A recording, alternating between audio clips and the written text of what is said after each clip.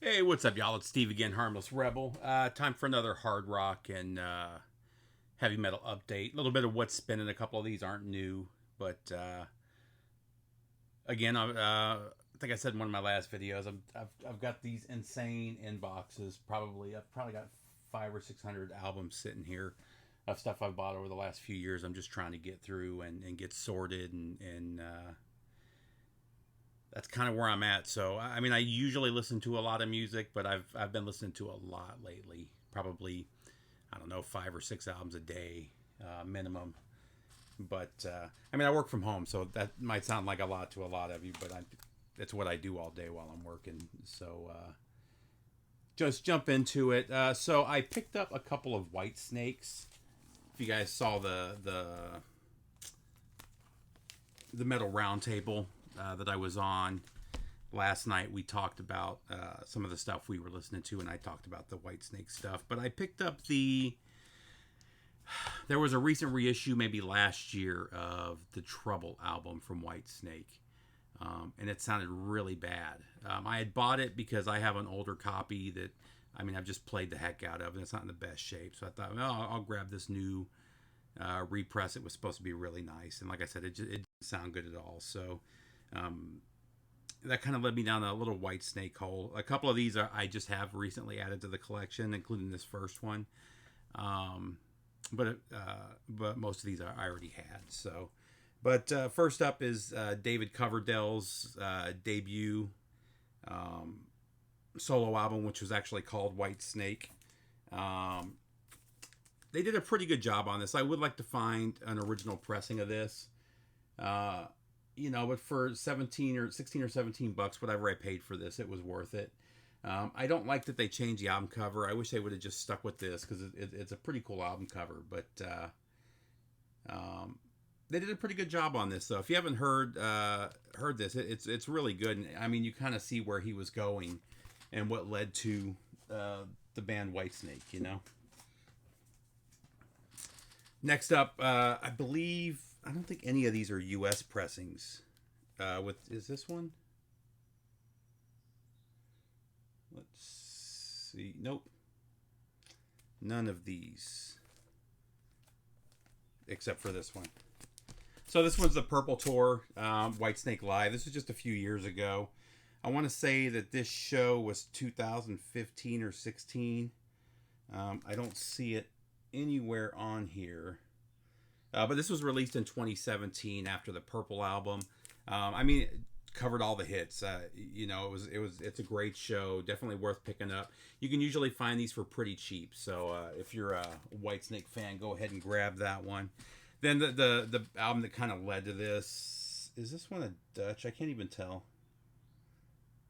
Yeah, there we go. Dutch pressing of Trouble. Like I said, this is the one that I've had for a long time. It's seen better days. It was used when I got it like a decade ago. Great album though. I like all of the early Whitesnake albums through about Slide It In. Or did Saints and Sinners come? No, that was 82 and then 84. Yeah. So Saints and Sinners.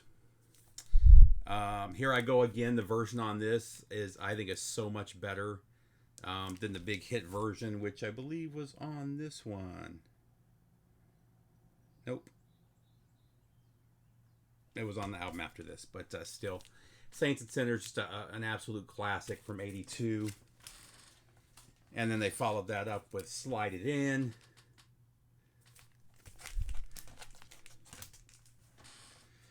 Then we have the Best of Whitesnake. This one's pretty good too. This is a Japanese pressing. I wish it had the obi for it, but mostly older stuff. I want to say that this was early 80s when this came in, or when this one came out. Worth grabbing if you run across it, but I wouldn't pay a lot of money for it. And then last but not least, probably one of the great. This would probably be in my top 6 or 7 live albums. I love this album. This is the double version, the 2 LP version. There's a single LP. What I didn't know, I thought the 2 LP version was the full show. was the full Live in the Heart of the City show. It's not. The second disc is actually Live at Hammersmith, which I already had. So, you know, I've always been on the lookout because I always heard everybody talk about the 2 LP version of Live in the Heart of the City. And like I said, it turns out that I already had the second album that whole time. So the first is Live in the Heart of the City show, 24th and 25th of June, 1980. And then the second LP is Live at Hammersmith, the 23rd of November, which is the Live in Hammersmith album that has the cool kind of snake thing going on. And I have a German or a Japanese pressing of that already. So it is what it is. It's no big deal. Next up, this was a cool one. This actually came out a while ago. I just missed it, I guess. So this is from No Remorse Records, who do just some killer reissues. But this is the Vixen demos, and this one is Maiden Hawaii. So if you're not familiar with Vixen, Vixen was Marty Friedman. I believe it's his first band that after the demos changed their name to Hawaii. So you've got Kim LaChance on vocals. A lot of people don't like her. Actually, I was talking to somebody within the last few days where we got on the discussion of Hawaii, and they were saying they weren't a fan. They liked the album but didn't like Kim's vocals. I personally like them. Obviously, it's not as good as the Megadeth stuff that he would be doing a few years later. But this is still really cool. So this is the Maiden Hawaii demos. Let's see, I think it might have been an EP. So you've got the 5 songs from Maiden Hawaii, a bonus track, and then 5 songs of the 5 songs from their earlier demos. So very cool. They did a really good job on this. It sounds great. This is the black vinyl version. I think they did a blue vinyl that kind of matches the cover there. Next up, I might have showed this before. I can't remember. I know I showed one of them. But this label, Evil Dead, has done a couple of these splits. This is the one with Overkill and Anthrax. So it's the Anthrax demo on side A from 1982. And then the Power and Black demo from Overkill, 1983. I love the Neil Turbin era. Obviously, it's not my favorite. My favorite stuff is the stuff with Joey on vocals. The Neil Turbin stuff I really like, though, because it's got more of a new wave of British heavy metal feel, though. And when I get in those new wave of British heavy metal moods, I usually end up pulling out some Neil Turbin era Anthrax. Next up, a couple of Saxons. This was the only Saxon other than the newest one that I didn't have on vinyl. I have their most recent album on CD. I found it for like $3. I don't know why I haven't bought the LP yet, but glad to finally have this. I've had it a couple times. I've bought a couple copies of it that looked really good, and when you went to play it, they just didn't sound good. There was one was just worn out, and one was just a bad pressing with little pock marks on it. It was it is what it is. But so I passed one of them on to a friend who didn't care, and then the other one I took back. But really nice to finally have a nice copy of this. But Saxon from 86.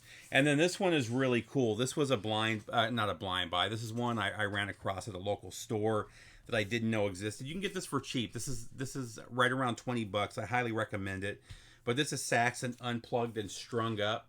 There's only a couple of unplugged songs on here. 4. So this is a true double LP. So every side is like 3 to 4 songs. And of those, 4, 8? Of the 14 songs, only 4 of them are unplugged. But this is worth it just for Frozen Rainbow. The acoustic version of Frozen Rainbow is a 10 out of 10. It's so good. The version of Call to Arms on here is killer. Just fantastic. If you're a fan of Saxon, this is one of those must-haves. Next up, this is a German, I think, copy of Made in Japan. I didn't have this particular copy with the real thin single jacket, so I ran across that for pretty cheap and went ahead and grabbed that. It's insane what these Iron Maiden 12 inches are going for. And I see people selling them for 35, 45, 50 bucks. I'm still lucky enough that a couple of the stores here don't price them that way. But next up, Women in Uniform, Drifter, and Phantom of the Opera. I already had this, but this one is also, a German pressing. I have the UK of these two, and the US of the Made in the USA, or what is it? Sorry, Made in Japan. Next up, this is one I had never seen before. My local shop had it for like $5 or $6. It's really good, but this is Yngwie's Rising Force Studio Live '85. The A side is I'll See the Light Tonight, which is which was on the Marching Out album. This came out before the album did. And then Far Beyond the Sun, and I'm a, what is it? I'm Abiding. I can't read what that is. But still, you got Yngwie, you got Jeff Scott Soto. Worth grabbing if you want to. Man, quite a few EPs here. Next up, I just didn't have this one live. I didn't have this live. I just didn't have this on vinyl. So happy to finally add this to the collection. I Want Out Live from the Great and Powerful Halloween. Has everybody's favorite song, Dr. Stein. I'm joking, of course. But next up, Rose Tattoo. Another one I've never had on vinyl. This is Assault and Battery.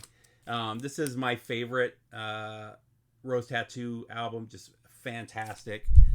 If you're looking, if you're curious about this band, or you've heard about this band, this is the album to start with. I actually have a copy of this on cassette, and I've got a copy on CD that I've had for probably decades. But glad to finally have it on vinyl.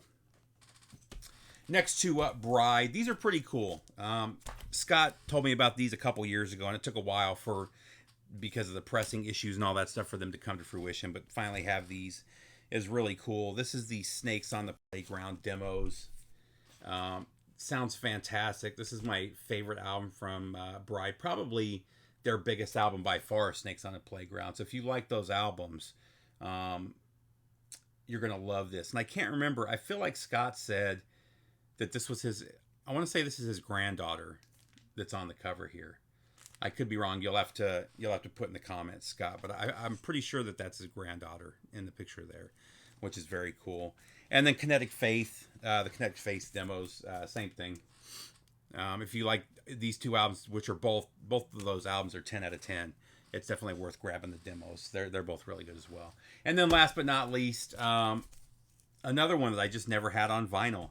I believe this is the last album with Ross the Boss. I could be wrong on that, but I believe this is the last one that he was on. And I just actually took this off the turntable. I just got done spinning this one a few minutes ago, but Fighting the World. That's it, guys. Hope everybody's doing good. Take care, and I'll see you soon. Later, VC.